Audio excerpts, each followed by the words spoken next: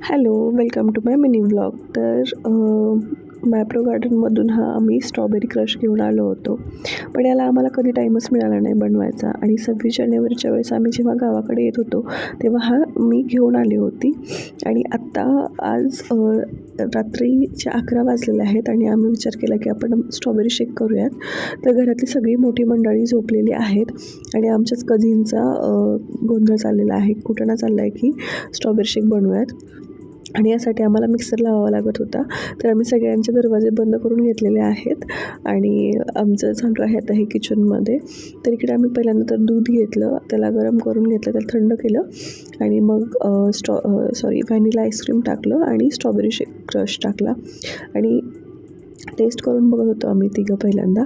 त्यानंतर बघा आमची दुर्वा कशी झोपली आहे. तर आमचा स्ट्रॉबेरी शेक रेडी झाला होता. त्यानंतर मग आम्ही सगळ्यांना उठवलं आणि कपमध्ये भरून सगळ्यांना प्यायला दिलं.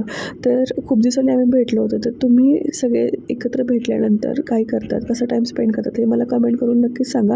आणि व्हिडिओ आवडला असेल तर